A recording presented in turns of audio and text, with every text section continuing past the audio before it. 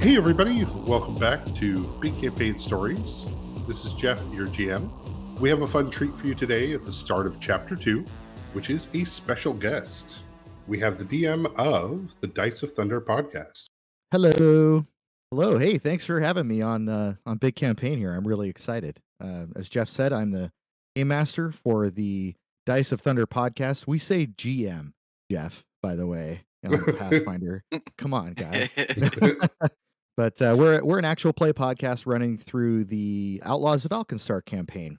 So all of my players are brand new to tabletop role-playing game, but I myself have been playing for a very long time since Pathfinder was called Advanced Dungeons and Dragons, in 1994. So An actual play podcast. I thought you guys were a crime drama podcast.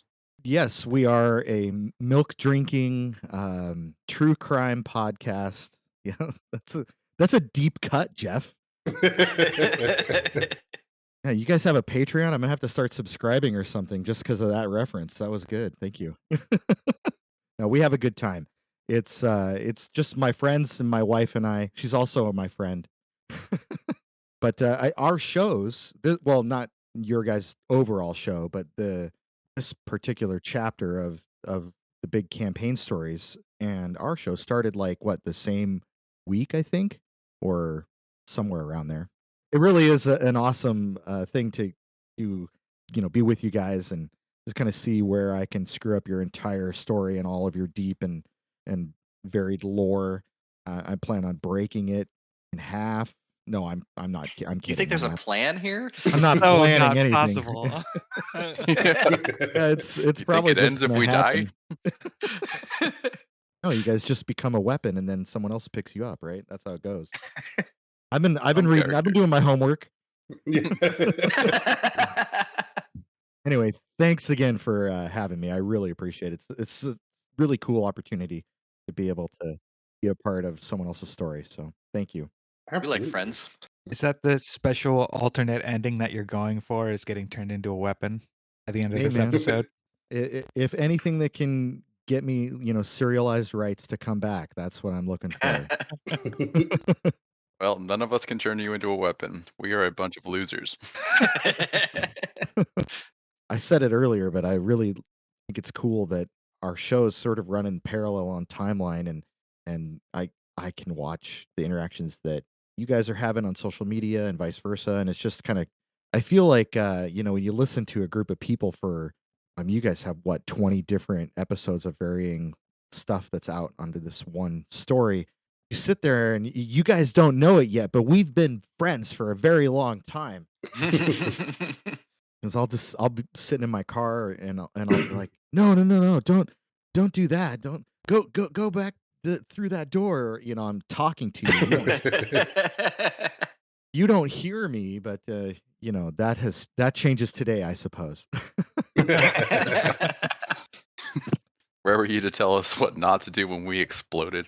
Exactly. I mean, it was the car chase while you're like running away in a Winnebago in the last couple episodes, and I was like, I was freaking out. And I'm like, what is this gelatinous owlbear monstrosity that Jeff has, hatched?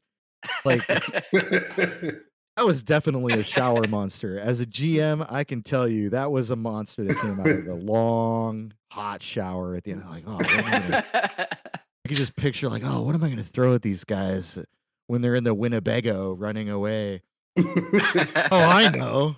A gelatinous cube that's also an owlbear. Got it. Plus, it's dark and spooky. Yeah, but I was like in my mind, I'm like, don't use piercing damage, and I'm like screaming it into the slashing. Trying to help you guys metagame over here, but What's our biggest mistake so far by your estimate? Oh, I that's hard to quantify.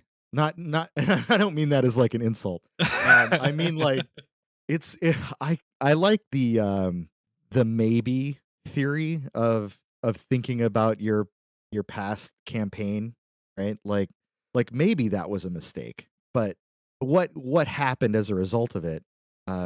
Maybe it wasn't a mistake. I mean, unless somebody died, pretty much okay as long as you get you know, right? Yeah, that's fair. Nobody died. I see how it is. You're already setting up to throw me under the bus. I get Well, it. I said that all our players are new, right? So none of them have experienced character death, and they clutch on to their precious little bebe with all of their life. And I keep dropping hints like nothing in Pathfinder is guaranteed. And Someday one of you will die. yeah, exactly. The dice are telling the story here, guys. And I'm trying to like warm them up to the idea that at some point in time, some massive ogre or something is gonna crush their chest, and they're gonna have to roll up a new character. Does one of them have an animal companion or a familiar? Yes, but that animal companion has the GM feat invulnerability because it's my wife's character. Because that's the way kids learn. Right? Kill their I don't pet. think I'll be able to flush her pet jaguar down the toilet, but we'll try. Proverbial toilet. You need to dream of larger toilets. They are in a giant clockwork city, so I'm sure I can, cook up something horrible. But I think one of the things that enamored me to your guys' campaign was the tweenerism of it all. Like the Pathfinder in its core game is very much a fantasy setting, right? And you have the whole Galarian mythos and all the lore and all that stuff that goes along with it, and it's swords and sorcery, and then you have Starfinder, which is uber sci-fi. Galarian has been destroyed and is basically just a space station, and you're traveling through the drift and warping to different planets and all this other like super sci-fi stuff. And there's really nothing from the Paizo or Pathfinder world that's set in that in between of those two extremes. And that's what you guys fit right in that spot. And I think that's cool. It's like Pathfinder meets Blade Runner. Yeah, let's start with them lightsaber checks. As the guest of the table, Scott, start us off. Oh, a 15 and a 17. That's what I got. So close. Alrighty, go ahead and call out who's next. Oh, well, then Lucius. Since I cut him, he would be standing right behind me. Oh, it should be guess first. This is John playing as Lucius, and I rolled a 14. No lightsabers. Sean, go for it. Hey, this is Sean playing fours, and I did not pull out a lightsaber, but Jesse. This is Jesse playing as Oswald, and I got an 11. Man, I can't believe Mav actually did it. I can. He really buried the lead. I was listening to that episode. I was like, oh! I'm like, I got really excited. And he was like, oh, I guess I got a 40. Wow. What a jerk. Basically have the spear that pierced Christ's chest now, and you're just like, oh. I gotta decide if I want the lump sum or the paid out and over a period of time. Oh, geez. So much to consider. Oh. So Right. inconvenient, and who do I trust? That's funny. This will take place a month after the events of the Silene National Park. So imagine you guys are late January, still before the Festival of Families.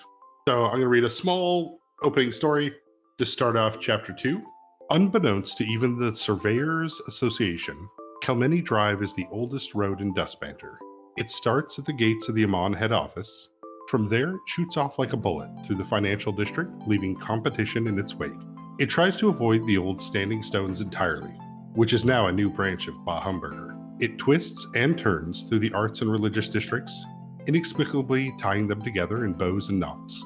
And finally, on the outskirts of the warehouse district, it terminates at the back door of a small greasy spoon called Goodberries, where currently 2 crows circle above, watching and praying with hungry bellies. Cruvin knew the ways, his claws tucked up against his belly, the feathers of his long vermilion wings warmed by the sun's rays that were just now burning away the morning rain. A man launched a singing rock past him, but Cruvin dodged on instinct and dove under the hum of a flying house. Another man waved its gross, featherless meat claws into the air, trying to gather others of its kind, but none listened, and neither did Cruvin, as the smell of prey was in the air. Yes, Cruvin knew the ways, better than Druid, His caw was a call to arms. His wings worshipped the wind. He was all that was crow, and Druid was behind him. They landed high above, out of the reach of the man. Druid aimlessly pecked at their perch, the blue and green of his feathers taking on a pink glow from the neon sign. Their 4 beady black eyes hungrily watched the shriek below, as they cawed out their pleas to the only gods that crows know, the ones that watch the world before the flying machines and before the towers of man rose up into the beyond. The slapping of feet on wet cement was the only evidence of their crime. As ephemeral as the morning mist itself, a tray of donuts split between 3 halflings, too distracted by their victory and by the spoils of stolen pastries that they don't notice a woman step out in front of them. A prayer somewhere up high was answered, as the halflings bowled right into her. The donuts went flying in all directions, but mostly they landed on her before crashing into the ground. A too tight ponytail up top, and the entrails of ill-gotten gain splattered across her blouse. Lemon, raspberry, custard. Can't you just be cool? The halflings say. Her stare says no. The scatter of fleeing halflings is quickly followed by the flapping of feathers as the crows descend upon the helpless donuts. The woman, now furious, surged onward. Glass doors part before her. A lizardman desperately attempts to halt the fury, but is easily cast aside. He is left clinking to his desk like a raft in a storm. Steam rises up from a paper cup sat before an uncomfortable but well-dressed man, his cybernetic arm tapping the glass of his table. They say inside a man are roads that are something akin to the ley lines from which magic flows, and this man had used that magic to change the flavor of hot water into something akin to coffee. Are you fucking kidding me, Lucius? You made me come all the way down here? Matilda yells. John, why is Matilda mad at you? Let's see. We've got options, guys. We've got options. I want to say that above all the other reasons she would be mad, I want to say that she's still bitter that she thinks that there's something in our hideout that is secret and hidden. Is it because you call it a hideout? She wants to know about it. Yeah, our hideout. Well, what do we call this place? It's been like our base. It's been our whatever, but I mean, I call it the office. the office. The impound? Office. Sorry, I interrupted. We'll go. No, you're good. I think that's what we're going to call it right now, the impound. Yeah. Yeah, it's always been more than an impound, and she's known that. But since I have been the owner of it, I haven't let her just do whatever she wants in there. But she could also be mad that I haven't picked up my phone in a long time. Maybe she's mad that my arm got blown off. Would she Maybe be? she cares. We're still establishing that. There's also that time that we were on pictures starting the house wars. I don't know who this we is. Oh yeah. Yeah, you. You were the guy who got us the basket. Yeah, but I wasn't on pictures. But back to the point at hand, Matilda puts both hands on the desk. When I call you, you answer. No, it just doesn't have to work that way, as you can see, because it hasn't. Thanks for coming by.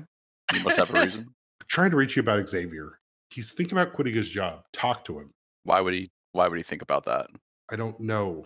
I thought he loves his job. He seems to be, I don't know, tired of it, I guess. Also, and she looks at your cybernetic arm. And it's fully displayed. Tapping fingers just I can't make the noise probably go through my my mic, but I don't know if that just the pace, the beat of life. Yeah. Go ahead and give me a sense motive, Lucius. All right. Now, 1 second here. So now I can technically, I think, do a perform check as opposed to a sense motive with perform oratory, but I don't exactly know what that looks like. So I guess if you're replacing sense motive, which is trying to gain insight into someone, I would imagine a perform oratory being the cross-examination. Yeah, kind of like the lie to me or the mentalist kind of thing where you talk and get them to reveal a little bit more than they're supposed to. Sorry, 1 second. Again, more seconds. Elsewhere in the building, Fours, Oswald, as well as Barry and Gore can hear Matilda's voice echoing from Lucius's office. I'd probably put down my book and start coming upstairs so that can be handy for whatever is going to come out of this. I'm sure something's going to come out of it. Oh, is the office upstairs? Well, I figure I'm more downstairs than anything else. I've always pictured it as like the workshop is like on a downstairs level compared to the Okay. offices. Yeah, we really need an official floor plan for it, because We really need a map for this place. In any case, I leave the workshop and start heading towards the conference room. okay.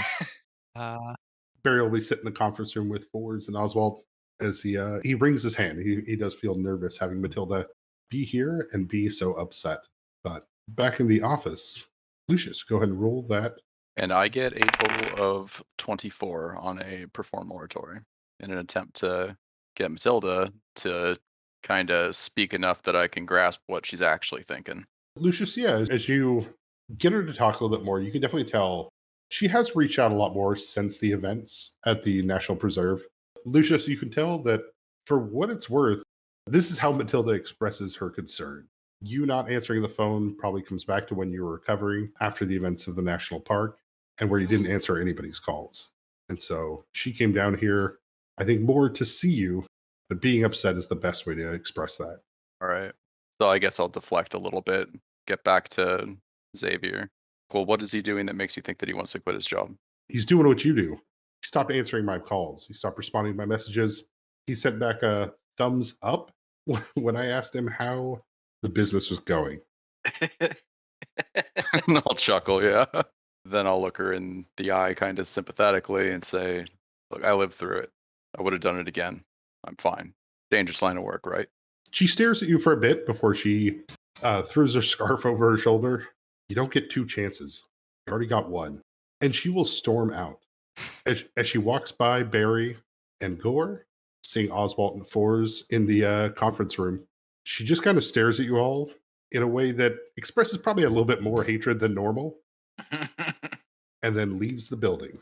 And I'll step out of the office. That went better than I thought it would. Go over and close the door that Matilda left hanging open. As you go to close the door, a gentleman is approaching. I will instead stand aside and keep the door open for this gentleman. As you keep the door open, you can see Matilda getting into the back of the car, her blue and gray scarf wrapped around her neck as she yells at the driver to get her the fuck out of this shitty place. And she looks back at the building, catching and making eye contact with you, Oswald, as she drives off. Raise my hand in neutral greeting to her. But the man approaching, go ahead and describe yourself. You see a tall, slender human male. His hair is shock white, but very thick. His eyes are a piercing blue. He's handsome. He appears young, despite the color of his hair. And he has a very confident stride, but he just looks a little bit out of place. And he looks a little bit off the shelf, as it were. His clothes, they match like what you would expect to see someone walking down the street in the city wearing, but they look like they were literally ripped off of a mannequin and he put them on about 2 minutes ago. He walks up to the door, looks right at Oswald, kind of smiles and nods, and then walks into the building and stops at the reception desk where Gore is and says, "Dzień dobry, cello." Yeah, this man walks up to the reception counter. He seems like he knows where he's going, and asks to speak to Lucius Elstebold, please. Close the door, like I always planned on doing. Yeah, Lucius, you will hear your name called at the front counter. Gore, as he's playing on his phone, will go to message over, hey boss, you got someone who's not mad at you yet? I'll look you up and down and with a smile. I'm Lucius. And I'll walk over to shake your hand with my good hand. Ah, very good. I am Cesaro Man. And he extends his hand out to shake yours as well. And when he clasps your hand, he pulls you in very, very closely, like uncomfortably, like movie dialogue between two characters who probably shouldn't be standing that close together, but they are that close together because they're in the same shot close. Like that close. And I ragdoll over to you because it's not too hard to pull me over to somebody. It takes a lot out of this guy too. He's not much. I don't even think he's bigger than Lucius. He's probably the same build, but he gazes intently right into your eyes and pauses. Personal bubble disappears. Yeah, no personal bubble respect at all, and says, "Ah, yes, you are the young Estibald, aren't you? Ah." And he lingers for a moment, just maybe uncomfortably long, and then backs up and says, "It is a pleasure to meet you. I have a proposition, if you're willing to hear it." All right, you seem pretty interesting already. You might have noticed on the wait, are you magic at all? Can you do spellcraft? It'd be hard, but you might notice that your breath kind of changed flavors a little bit, so it wasn't so so weird for me. Kind of minty. To make interactions with me more palatable, is that? No, just the up and close, like Oh, yeah. right in the face. Oh, it wasn't unpleasant, but it was definitely awkward. It's almost like that air freshener spritz that sometimes happens when those things are loaded in the rooms. You're looking around like, where the hell is that thing? You just hear it in the corner of the bathroom. And what was that? Why do I smell lilacs? You're aware of the type of work that we do. Indeed, I am. In fact, I am more aware than it may seem, for I come from Corsia. I am what you would call a perpetual, and I am familiar with the name Estibald, as most of us know of Magnus Estibald, your grandfather. Indeed. That is not why I'm here for a family history lesson. I am here for this, and he holds up a credit chip. or rather, to use this, I suppose, to acquire your services. I understand this is the bold requisitions impound. Is that correct? It is. Very good. Well, I require some impounding of a sort. You see, well, let's get the business out of the way first, shall we? There's 20,000 credits on this chip for your services. All right, why don't you step into the office and I'll call on the team. As you guys all head to the office, Barry will stop you all. And is there anything you need? Oh, thank you, my good man. I would love a glass of water. I am rather parched. Absolutely. Barry will head off to get the water. As you can hear the jingle of Gore's cell phone games going off as you guys head off. Every single mom in the Rethi Empire quakes at the name of Gore as he is demolishing them all on Words with Friends. It's canon now. You have to write it in, Jeff. Nope, that's the rules. I know what I've got myself You're gonna into. let this outsider monkey with our cannon? I told you I was here to mess it up. Things carefully aimed. Oh shit, how does he know about the monkey cannon? Oh, John! dang it. But yes, you find yourselves all in Lucius's office looking over the fairly empty impound lot. No no fancy convertible car, no RV. Chesero will say, I see that business is booming. Very well. What I have to complete this task is not something that I am, well, very fond of having to do in the first place. You see, normally it would go to Perpetual Zerain, but he's busy performing some other task for the Black Library, and here we are. So, would you like to know the details of the job? Shall we just wing it, as they say here in the city? Yeah, I hear they say that. Go ahead, tell us what the details are. All right. Well, a former classmate of mine by the name of Weiss Ryren, well, she's lost herself to her Alfier, a greatsword known as Rezeric. During her episode, she made off with another weapon known as Father, a Sulanai bladed scarf of blue and gray, with yellow-tipped accents. Naturally, one is to assume that, absconding with this property that really wasn't even hers to begin with, that she would try to sell the Alfier on the black market. We tracked her movements to the Rethi Empire, and shortly after, there were reports of an Illican woman matching her description, following the destruction of a Dalam weapons depot in the Duskbanter district. My task, and the thing I am hoping to hire you to help me do, is retrieve both Alfier and perhaps even Weezeran, if she is willing to cooperate. What do you say, Mr. Estebold? We have a deal. Well, typically recovering stolen items isn't exactly, well, I think it's gray enough. What do you guys think? I'll look over to Fours. I'm just considering repair and medical expenses right now, but sure sounds like a interesting task. Great. Well, If there are no objections, when do we leave? Oswald's eyebrows will go up. Oh, I may have forgotten to mention that one of the requirements of taking this job is that I will be accompanying you. The handling of an Alfier is not something to be taken lightly. Requires a Perpetual, someone who studies at the Black Library. And of course, I am making all of this up out of my asshole. Oh, you're not wrong. Yeah, game-wise, an Alfier can mess you up if you can't control it. So, anyways, back to in character.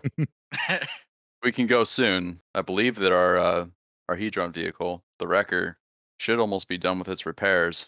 In the meantime, though, everybody, I think that we should meet downstairs. Is this the rest of your crew that will be joining us? It is. Oh, very, very good. Oswald and Fours. I am Chester Roman, and he quickly shakes both of their hands.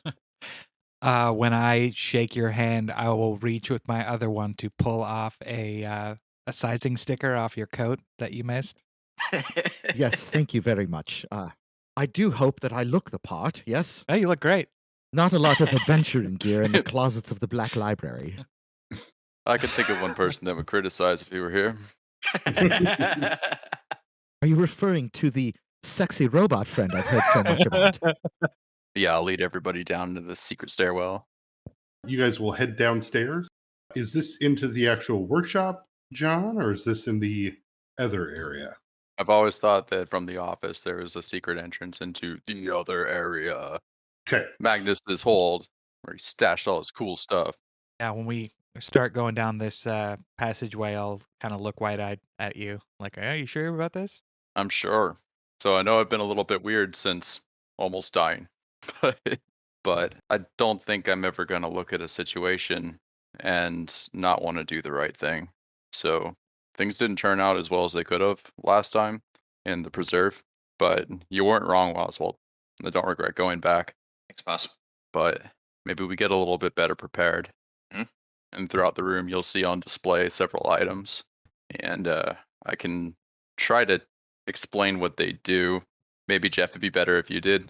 So as Lucius pulls book, the bookshelf itself will slide aside to reveal a stairway that goes down into a part of the building that does not seem accessible in other areas.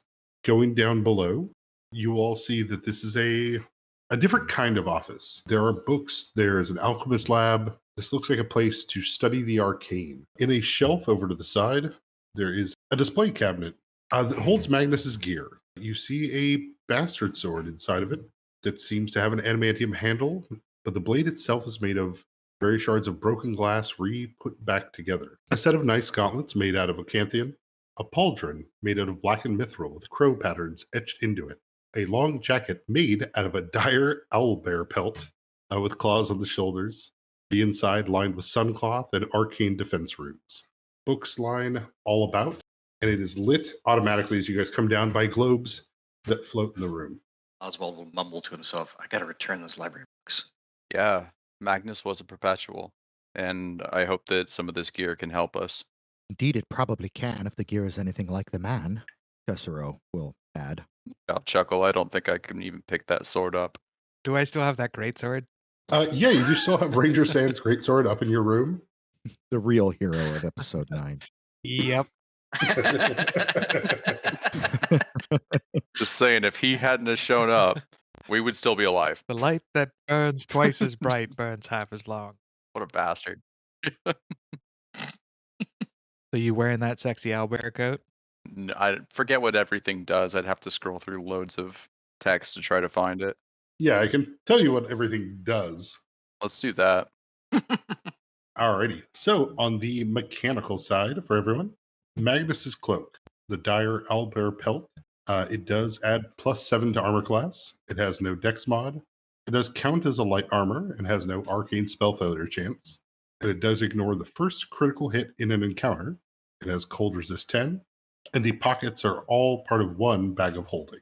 The pauldron, Sidaric's Grace, a Farron pauldron made from blackened mithril with crow patterns, is a +2 buckler. When under the effect of a spell that increases your AC, the bonus increases by 2. When under an effect that increases your speed, you gain evasion until that effect ends. The gauntlets, Malmori, An Illican designed item. Provide the indestructible tag to any item that is currently being held by it. And Magnus's Bastard Sword. Tesfered's Key is made of Ethereum shards with an adamantium handle. It is a +1 keen Bastard Sword. When a critical hit or a natural 1 is rolled, you do gain 1 mote. The motes do not expire. Motes are shards of time that are stolen. They can be used to add 1d4 to any roll as a free action. Is that sword an Alfier? It is not. Is that a reforged time flare sword? It is a reforged Time Flare sword. That's terrifying.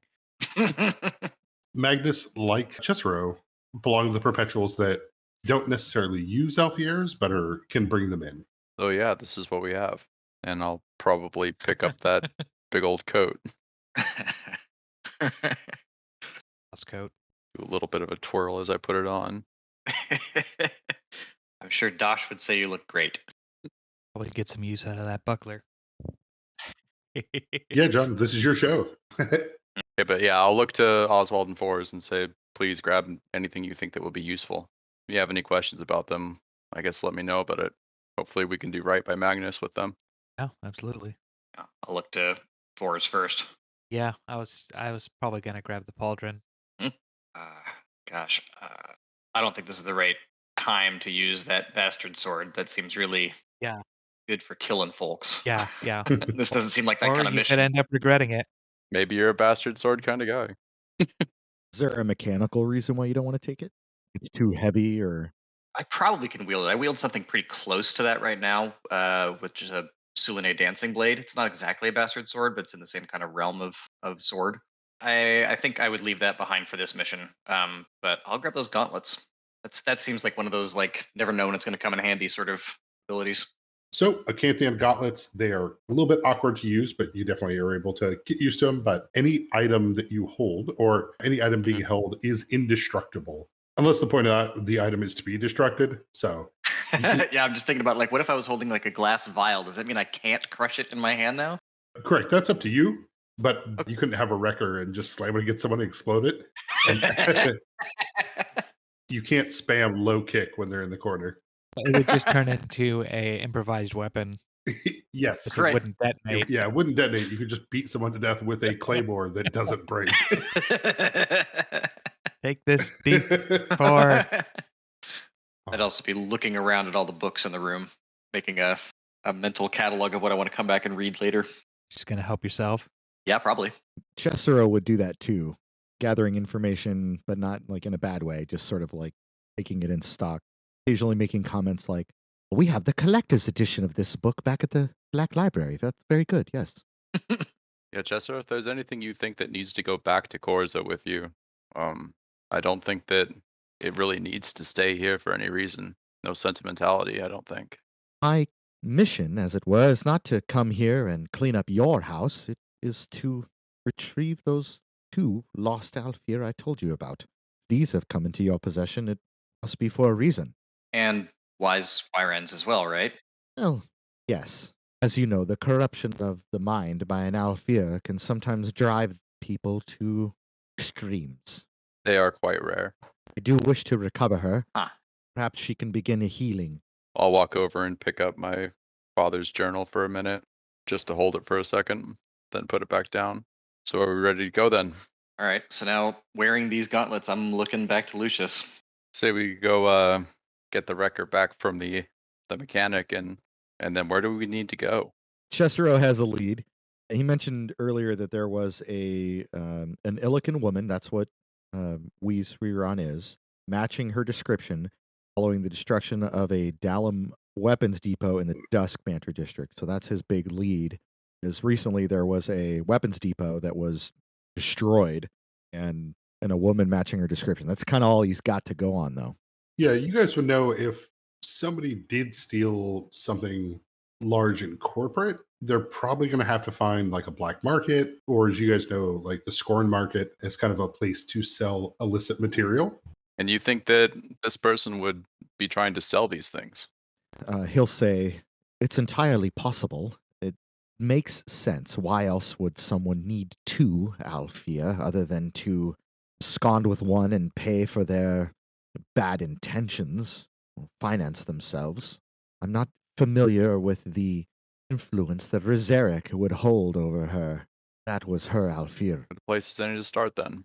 Could it be that we're actually dealing with the influence of father? If Rizeric grabbed another Alfier? Can you be bonded to 2 Alfier? Imagine you have 3 people trying to drive the car. Which we've tried recently. Like the brownies and Willow when they're trying, like, Yeah. you do the pedals and I'll do the steering wheel. Yeah, I'm just thinking about, like, right now we're dealing with one body that has 2 Alfiers, so there's 3 consciousnesses all trying to, like, grab for control of the one body. It doesn't have to be that way. If you've got one like not wielded, right, you've got it stashed away, then you're all right. Right. So if Wee's lost control to Rizeric, then it depends on whether Rizeric would have tried to wield father or just carry it. That remains unknown. Okay. So the destruction of a weapons depot, would that have made the news, or is that something that the corporations would have kept quiet? Yeah, down here in the Rethi Empire, you guys would have heard the news that Red Bandana had assaulted Delam Depot and blown it up. It would have just kind of passed over, right? It doesn't stand out as anything direct, but hearing Cicero's information, you would imagine that's part of that cover-up, right? Like the corporations wouldn't want to show the idea that they could just be attacked, but the Red Bandana are very easy scapegoats for a lot of these anti-corporate behaviors. The lead that Cicero had was that a woman matching the description of these Huron was seen at the scene, right? And the Black Library folks put that together. Like, this isn't some Red Bandana thing, and they sent Cicero to investigate. All right. So seems like we head down there and start asking around, see if we can find some witnesses. Maybe they can point us in the direction of where she went. Yeah, exactly. Maybe there's security footage we can get a hold of too. Cicero will, before we all mount up and head out, will say, just one moment before we leave. I must ask you all a very important question. Would you be willing to allow me certain influence over you? Really, it's yes or no, but That'll be a no, dog. allow me to explain. You see, during my research at the Black Library, I have learned how to utilize the power of suggestion, for good or for bad, and believe it may help if we encounter any kind of danger. I truly do not need your permission. However, I prefer to have it. Sounds legit. Phrasing it that way does not make me inclined to give you permission. All right, so he goes right up to Oswald, and he's like, "You first." I'm looking to Lucius. Like, should I go with this or not? So he grabs your hand, and it's not like forceful or anything, but he says, "Look directly into my eyes and understand this. Should we come across any danger, I will be there to support you. Even though it may not seem it is possible, I will be there to help you. And should you come under attack, then you will also notice the attacks are not effective, for I will help you again." See, that wasn't so hard, was it? Very good. You didn't feel anything, did you? And he gives you kind of a sly wink.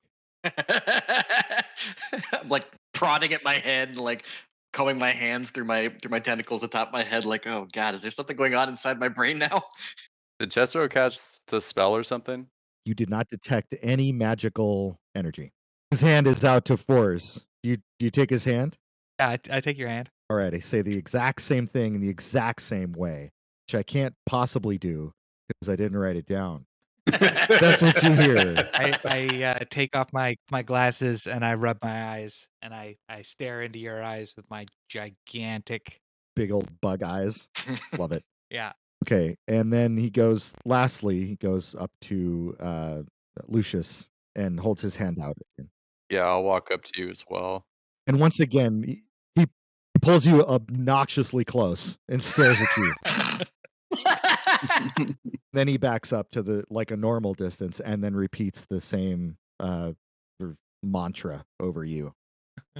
Just smiling, looking back and forth between you two. He does do that thing again where he gets right up in your face, and it's almost like he's peering beyond your eyes Like he's looking for something. Well, that's it. That's what happens. Awesome. All right, that was awkward. Let's go. Excellent. I feel ready. And he pulls a carbine off of his back and racks around, and kind of awkwardly. Don't worry, the safety is on. I have learned trigger discipline from the finest minds of the Black Library. You learned how to shoot a gun from librarians? Well, I learned there's books there that you hold it like this, and he aims the gun right at you. God! I'll dive to the side. Oh, forgive me. I skipped ahead. You look down the thing here, and you put these 2 points there, and then you just, you pull this bit. Don't worry, I'm not going to. I know that makes the noise and the bullet comes out. You sure you know how to use that thing? Like I said, I have studied the topic thoroughly in preparation for this trip. I'll walk over and help Oswald up. It's like, don't worry, he studied it. You ever seen what one of those can do to somebody? I have seen many illustrations. Okay. We are all extra dead. Yeah, we've been mind wiped, and now there's somebody helping us, quote unquote, with a gun. All right, I say we head out. All right. So we're gonna walk to the mechanic shop to pick up the wrecker. How far is it? Because probably I think it's a couple of blocks. a couple of blocks is fine. So this is looking like we're not looking to kill anybody, of course, because we're not mercenaries. What are we looking at equipment wise, as far as how we want to approach this? That's hard to say until we find out where they are. But if we find them out in the open, I guess we do our best to just disarm them and get them to Chesro so we can get them back to Corza. It's just hard to see what that looks like right now. Chesro will just sort of follow along with you guys closely, and Yeah, maybe we can pull that off. I've been practicing lifting things off of people. Tends to be things in pockets, not swords on hips, but I could give it a shot. Oswald, is Cobbler here at the office or back at your apartment? Yeah, Cobbler's here at the office. I've been spending a lot more time at the office lately, so Cobbler's here. Yeah, as you guys head out, Gore will. Hey, Dosh isn't responding back to my messages. He said he was going to Tower Optics. I was hoping to get the new HCOM that was coming out today. Have you guys heard from him? No. I'll check my phone. Yep, me too. All right. Well, maybe he'll get it for me. Yeah, he'll go back to his phone and, well, I'll just keep texting him. Would we have known that he went to Tower Optics? Yes. I'm All going right. to. You haven't done that with Mav yet, right? His Tower Optic stuff. Correct. I'm I gonna have say that he did text me. I can't tell you what it is. not. Dosh did text me, and then I'm going to put in the request to pick up the new HCOM for Gore. I'm just going to obligate Mav to contact my character at some point in his episode. Yeah, Gore will. Thank you very much. Yeah, I do not understand why you guys like those slivers so much. There's not even any games on them, It's but just mind games. are there mind games? Never mind. Yeah. He will now consider slivers.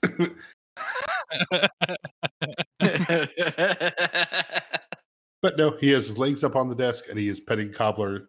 One drawer for cats, one drawer for candy bars. Exactly. But yeah, you guys were going to head out to get the wrecker back from the Steelhounds, Barali's cousin who runs the mechanic shop. Is that right? Yes, I believe so. as you guys are heading out the building, Chesero will lean over to no one in particular and say, "What is a HCOM?" And mine will float out of my pocket and find itself in your hands. It's a communication device. It's kind of complicated. Like a sliver? Or is it different? It's kind of like a cellular mobile phone. Fascinating. Excellent. As you guys head out of the office to walk towards the Steelhounds mechanic shop, you guys will leave, pass by where Sharap used to hold his chess matches. You'll see down the road where the Barali's bakery used to be has a sign outside of it saying that a new Bah Humburger is coming soon. Oh man. Your favorite.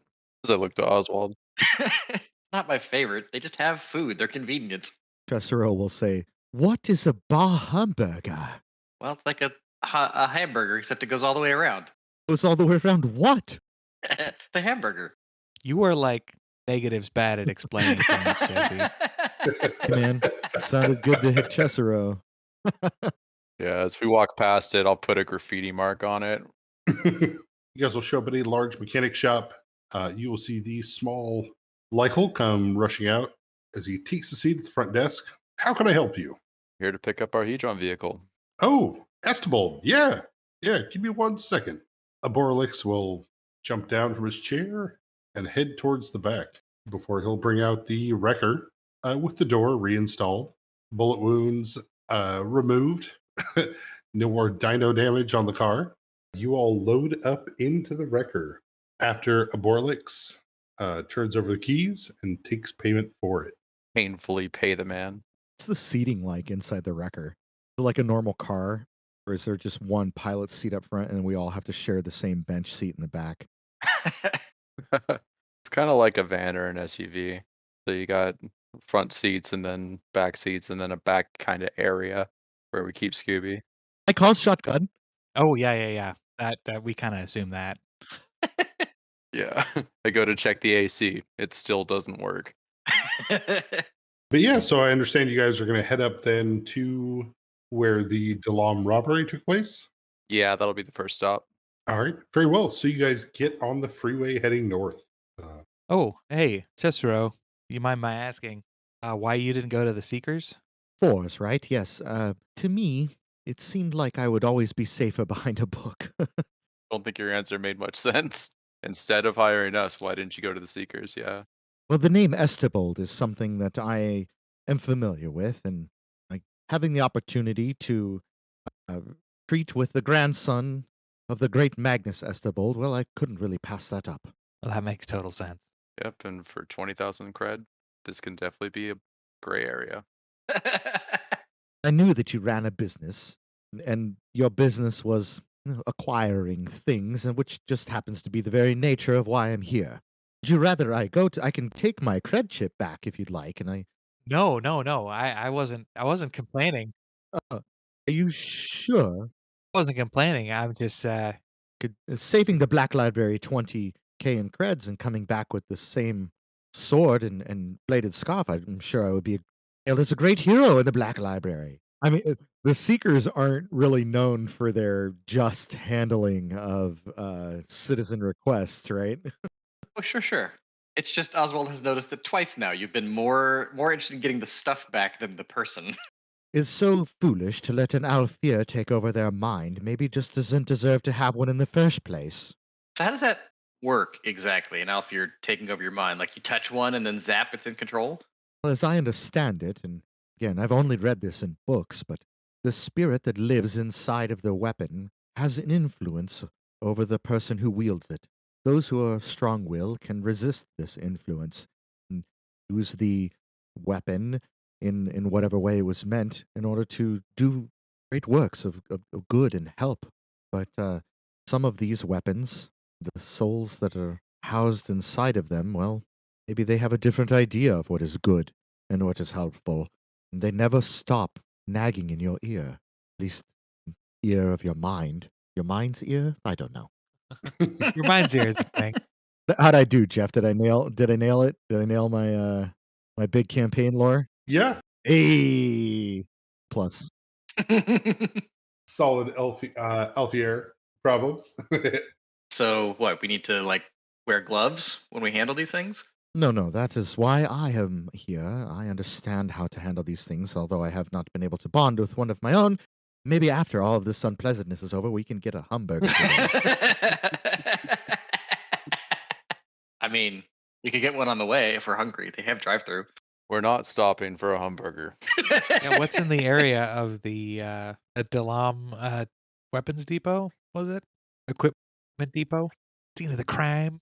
As you guys head north on the freeway to approach what is a northern warehouse district where the storage for Delam is kept. This far north, there is a Borgillion. There are multiple small kind of street vendors that have food and things like that. That's what you're looking for.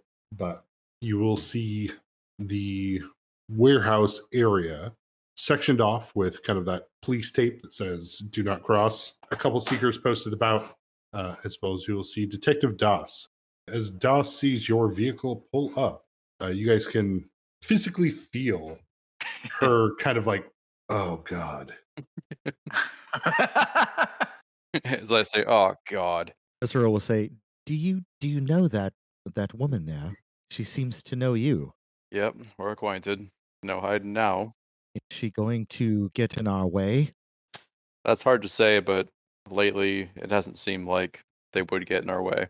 This all looks like some sort of official investigation. Do you think that we will have difficulty getting access to this? Oh, we're not going in there. Yeah. Well, very well. Lead the way then, Lucius. Yeah, Das is waiting. You'll see her put out a cigarette underneath her foot as you guys exit the vehicle. Are you turning this game into Sight? Oh, Yeah. Is Das our Lassiter? But you'll see Detective Das as she walks over, stopping in the parking lot between the Seeker's tape as well as your vehicle. What are you doing here? Requisitions? Crazy running into you here. But the only thing that does bring us out usually, a contract. How's your investigation going? So far, not great. What could have done this? Well, and she'll step she'll step a little bit closer, further away from the other Seekers. Whoever did this had something that eats metal. Mm. We have 3 people dead, storage unit empty, a lot of guns on the street. Seems though whoever did this had something to them that let them chew through steel and chew through metal to get to these items here. I mean, most of these are labeled as anonymous, so I'm not sure how they found it. I'm going to guess nobody's come forward as an eyewitness on this. Not yet. Not surprised. But if you guys have a contract, I would assume, and she'll look over all of you, and you'll definitely take note that she does notice that Dosh is not there and spots a Perpetual. I will assume this has something to do outside of kind of normal bounds, or would that be unfair to say? It's a repossession.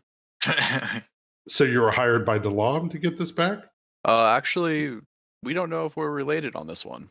That's what we're here to find out. So maybe if we don't have the same goals here, maybe I might have information down the road that could be helpful. If you have information now or down the road that could be helpful for us. Yeah, go and toss me that diplomacy check, Lucius. Is there aiding available? Yeah, you could definitely aid if you were to roll diplomacy as well, as long as you beat a DC 10, but give me that sweet role play to add on. Get it. Sorry, I am going to say that I rolled a 1. Stop disappointing. Cesaro will try to aid then and say, I am new to the city here, and my friends at Bold Requisitions, I've heard they are the finest at what they do and are aided in such by the wonderful seekers that protect this lovely city. And you need me to roll, because I have a 15 auto pass. Detective Das kind of looks at both of you, and you see her put her fingers between her eyes on the bridge of her nose as she, oh my God. Yeah. She'll call back to the other Seekers. Hey boys, why don't you take a coffee break real quick? And they'll take advantage of this to wander off. You get 5 minutes, guys. Best I can do for you, but just don't, please. She'll look at you again, and between Selene and Sulene, could you not make this a thing? When she says we have 5 minutes, I'm going to scramble in the back of the wrecker van to get out my drone. I will similarly shoot out a grappling hook and start moving towards the weapons depot immediately. Yeah, I'm really hoping this isn't going to be a thing, but you never know. I'm going to take a little risk here with your guys' entire life. And Cesaro says to the detective, if I may, can you please provide us with every last bit of information you've collected so far without any hesitancy? And I am going to use an ability on her called Hypnotic Stare, which gives her a -2 to her will saves, and then I am going to cast Charm Person. Alrighty. -2 to her will save. And the DC she's trying to beat is what? Can I roll a spellcraft to try to get what's going on? I got a 24. Perfect. Chesero is able to charm Chavri Das. Okay, well, so she's charmed. I'll look to you and say, as you're finishing up your spell, that and I figure out what's going on. We actually work with DOS under the umbrella of respect and trust. Well, I'm going to work with her under an umbrella too, my friend. Maybe not the one that you expect. No, I know exactly what you're doing. Don't do that. Well, my friend, it is done, and it shall aid our investigation, I think. If you prefer to supervise me, I wouldn't mind, but we don't really have time for... DOS, this politics. person is manipulating you through magic. I don't think she believes you. She stares at you for a moment like she understands what you're saying, but also at the same time, yeah, but they've done nothing wrong. I have no reason to suspect a Perpetual. Lucius, you can't be serious. This is my absolutely best friend in the entire world. I'm beginning to wonder if this is worth 20,000 credits. All we need is the information that she has at her possession in a timely manner. I am merely trying to help. Anyway, detective, sit up. She will start leading you guys back to the warehouse. Oswald, you're already there. As you spring off the side of buildings, jump off the lampposts here. Arriving at the warehouse, you can see the destruction that's kind of wrought here. There's holes drilled all over. It's like almost like an acid rain splattered against the side of the building here. The bodies have long since been cleaned away, so you can't see those. But you can see where concrete broke, where there's shards of stone and whatnot. Something is ripped across from the inside out on both the wall and floor here. The storage unit itself is empty. Is this a kind of situation where there's multiple storage units to choose from, or is it like one big storage unit? So it's the one they have basically cordoned off for where the act happened. But there are other storage units nearby. Okay, so it looks like they were targeting one storage unit in particular. Correct. I guess I'm going to look around for any kind of inventory, whether that's electronically kept or whether there's like a log that like a security officer has to keep or anything like that. I want to know what was in this vault before it was emptied out. The data pad that you find here, tucked in the back corner of the warehouse, is absolutely filled with vines, except for where like the buds would be, where a flower would grow. You can see leftover teeth. Well, that's bizarre. It looks like it's eaten the data pad from the inside out. But you will hear the approach of your allies as Detective Doss points and says, well, as you can see here, Perpetual, we're dealing with something outside of our normal range. As the rest of you approach, you can see kind of what I described to Oswald, the ruined chunks of door frame, the broken concrete. Does anyone have the ability to glean information off of this broken data pad, like hacking into it or pairing it or anything like that? I'm currently just sitting at the back of the van with my legs dangling over the side, and I've got my reconnaissance viewing drone, and it's doing some patrolling around the storage units. We'll just grab that data pad and take it back with us. I'm handing it to you, Lucius. How big is this storage unit? The one with the teeth on it?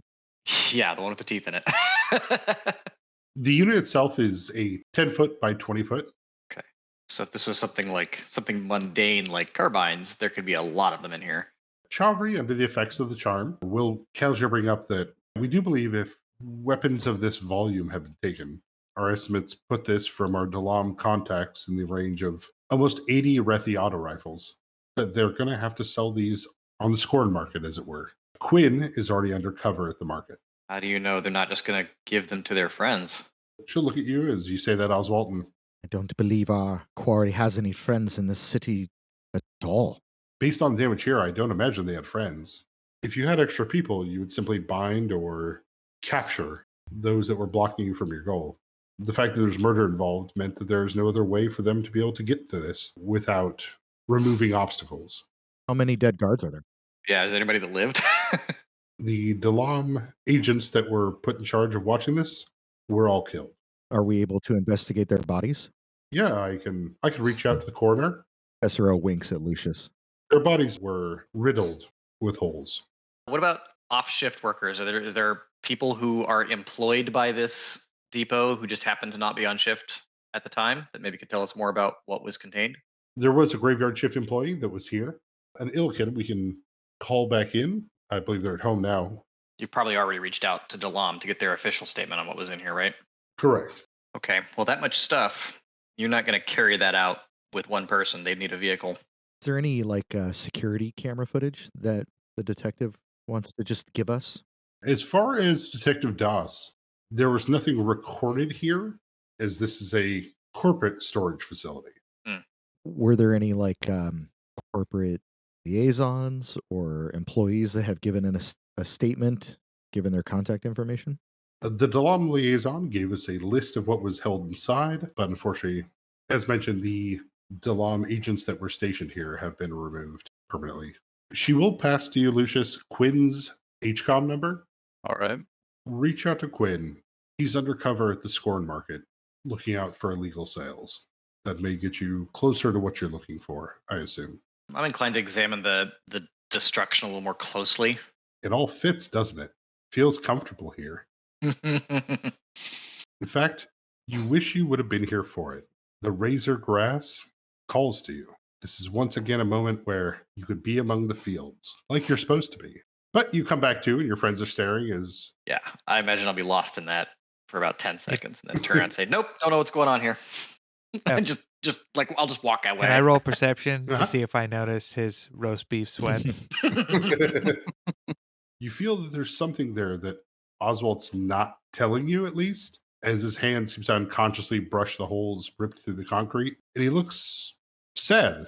I gotta keep my zombie movie skills sharp. Gotta spot that guy who gets bit and doesn't tell anybody. Looks like we've gathered up just about everything we could from this. But I'd ask you, Cicero, do you still think that this is what Weiss is capable of? Well, Cicero would say, truly don't know what she's capable of. This is not like anything I've ever seen before. It's possible that this was a result of Rezeric. That great sword is not really... It's a sword in name only. You see, when it binds with its user, it physically binds to their body.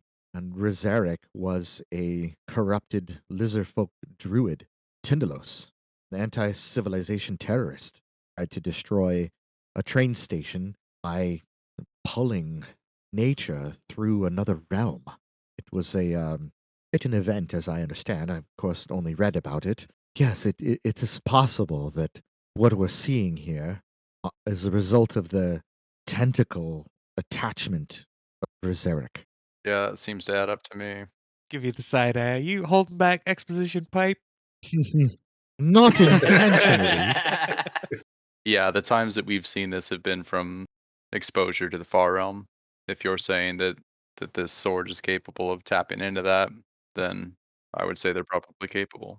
And Cicero will say to the group and also to the detective, does anyone have any suggestions on how we track down who left here, other than going to the black market? And was your contact's name Quinn, Detective Bass? But did I get that name right? Correct. Detective Quinn is undercover in the Scorn Market. Is there a way that we can reach out to them now and see if they have gained any information? Detective Doss, would you be willing to do that for me, our trusted friend? But I'll let everybody else know over Sliver that DOS is being manipulated through magic right now. And to be wary, because maybe we just signed up to be manipulated by magic too. I'll ping back over Sliver. That's why? Why are we doing this? Why? 20,000 credits. Right. I'm on my way walking back to the wrecker right now. Yeah, Detective Doss will say that I've given you Quinn's HCOM number. This might be best if you meet up with him. Maybe it's better if he has some backup if we're dealing with. And she'll look at you, Cicero, and perpetuals and things. Seems like something a little bit beyond what we normally should be dealing with. The Scorn Market is built as an extension onto one of the vaults of the great houses of the past. Go and check your HCOMs here in about an hour. By the time you get back, they should be ready. I will reach out to a Sword-Eye judge in order to get you guys access. Detective Doss, we will be discreet.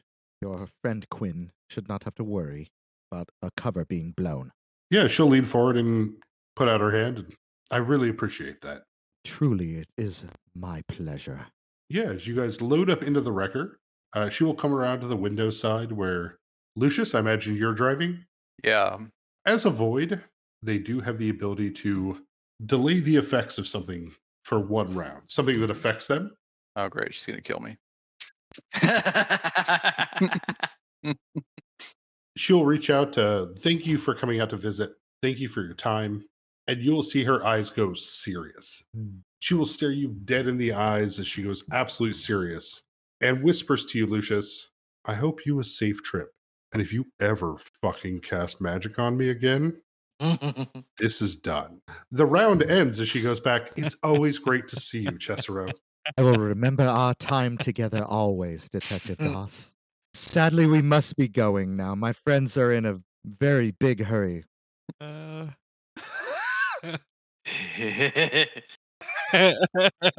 Yep, bye. Yeah, she smiles, backs away, lights a cigarette as she watches you guys drive off. At this point, that is kind of like trying to press out a sense motive to see if this guy is not trying to be deceptive towards us in any way. So Cesaro will say, what I've read about Lucius, I know only of his grandfather Magnus Estable, the Great, and masculinely cloaked and bearded. Oh yeah. Don't worry, guys. I rolled a total of 13. Completely telling the truth. Yeah, I know. Glad you're looking out for us. So we are all on the same team on this, I assure you. Shall we get a hamburger now, or is that something that we will do after the job is complete? I am quite curious. Yeah, you know what? You look like the type of person that needs a double cheeseburger calzone. I mean, out of character, I am.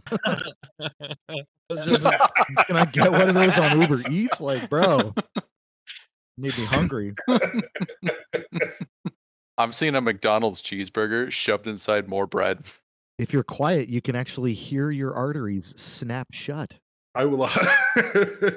Yeah, you can stop bleed effects by eating a Bah hamburger. Auto stabilize. Yeah, that's when I lost my limb. That's what we did. It wasn't any, It wasn't a heel tourniquet check or anything. Yeah, it was cram a Bah hamburger down his rubbed throat. a Bah hamburger on the stump.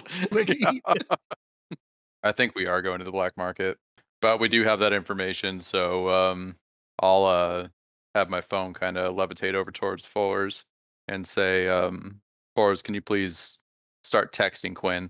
Yeah, I'll go ahead and shoot a text over to Quinn. Let them know who we are looking for. But yeah, just let them know that it's us and that we're on a contract to find. They're Illican, right? Illican. Yeah, we'll give out the name and the items that we're after too. Just let them know everything. What is her physical description, Jeff? Weezaron is an average height Illican, so about 5'2", wears kind of a light kinetic Under Armour with a leather jacket, has a few jewelry rings on her head tentacles. And brandishing a tentacle sword. And we can imagine they might be wearing a really cool scarf. You can imagine they're wearing a really cool scarf. But yes, your texts go through to Detective Quinn. What are you sending him? The pertinence of our mission, who we're looking for, and what we're expecting they're trying to sell. And a thumbs up emoji. and a blank face emoji followed by a thumbs up emoji. Yeah, you'll get the response back. Sorry, bro. Down thumbs up, unhappy face. I don't know who that is. This is Percival Stone. Who the fart is Percival They died Stone? 2 minutes later. Yeah, and then a 100% emoji, firework emoji, and then coffee emoji. I know what that means. And then I'll text back. Okay, right on. Can you give me the specials? Yeah, absolutely. He'll send back I would ask to order 4 suns, and he'll send like 4 sun emojis. They should have the drinks ready at the front counter. All right. I don't know what that stare would at mean. it blankly for a little while, and then I will hand it to Lucius, and I'll say, "I can't screw this." and then I will read it out loud. But as it sits, yes, you will get the text from Detective Quinn. You're not sure if this used to be a restaurant or it used to be a playground. The lack of kind of mascot or name on the building makes this feel weird. Like maybe it's leftover kind of like air conditioning equipment, or maybe children used to play here. You don't know. But it does suggest that this is the entrance to the Ephrath Vault, where the Scorn Market is being held. Will raise my eyebrows and look to everyone excitedly as we prepare to enter secret criminal world.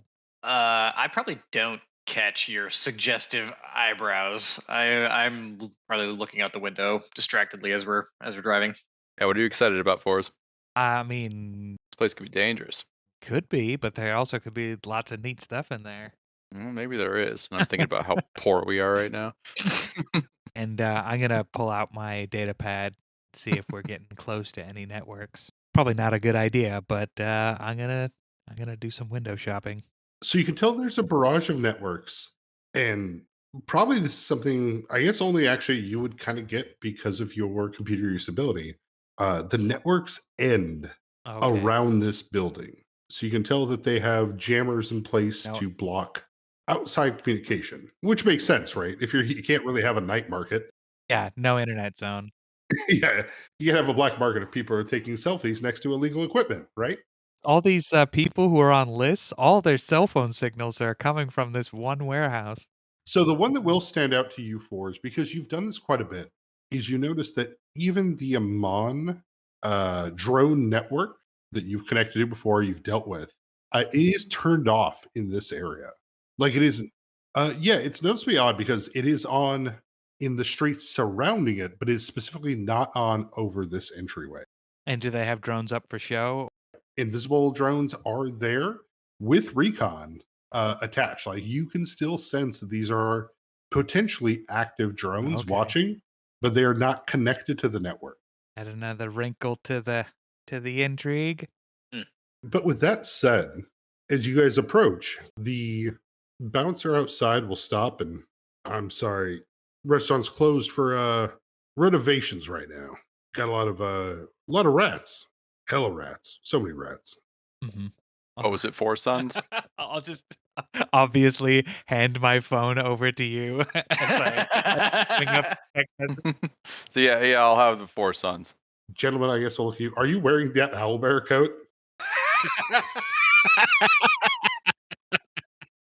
Oh yeah. So he looks to the thin mustachioed man with a robot arm wearing a giant owlbear freaking duster. As you say, what? You're a member of the Four Sons? Or what do you say? We pre-ordered Four Sons and they're waiting at the front counter. Oh, okay. We pre-ordered Four Sons and they're waiting at the front counter. Yeah, no, you bring up the Four Sons. Go ahead and give me your diplomacy check. All right, let's do that. Let's get another 15, guys. Today I will be getting a 28. Yeah, with the 28, the bouncer will, yeah, I'm sorry. I apologize, sir. The Four Sons. Please enter. You a sense motive on that? And I will. 25 is the total.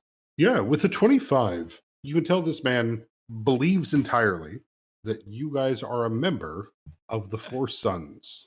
Now, you've heard of them. You don't know quite what they do, but this man does not want to fuck with the Four Sons. I don't have such a knowledge check. As I pass him, say, "Yeah, don't judge a book by its cover," and I'll give him a friendly pat on the chest. Yeah, he'll step aside, and you can see there's clearly a relief moment as you guys walk by without engaging with him. I'll give him the biggest, friendliest, creepiest smile I can manage. with your with your tiny mogwai self wearing a grapple suit on the back. Uh-huh. No eyebrows. Yeah, I mean to set the scene, we have Lucius with his pencil-thin mustache wearing his owlbear duster with robot arm, backed up by Chesero. Who's basically a dandy. Yeah, it is casual cyberpunk streetwear. Fours, are you still in yoga pants? I think if this was I got the impression that this was like a job, I'd probably be in like a sort of coveralls garage outfit sort of.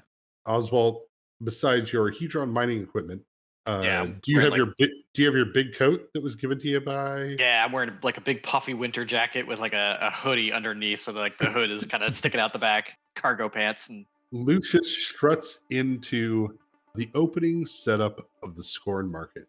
A bustling field of weapons, guns, drugs. There's mercenaries selling themselves. If it can be sold, it can be bought. Cicero, Oswald, and Forbes. You guys look around. Bodaks walk around talking with investors. Weaponsmiths chatting it up with stockbrokers. Cyberdocs showing their wares to a tech-modified druid with an auto-wall. Over in the corner, a group of G3 members stand off to the side watching, and there seems to be a couple of off-duty seekers here. But Fours and Oswald, you look over, you see Quinn trying to blend in with the crowd. But Fours, you see him walking with a Corlean Is assistant. that a capital H? Sorry. sure sounded like it. It is a capital H him, Fours.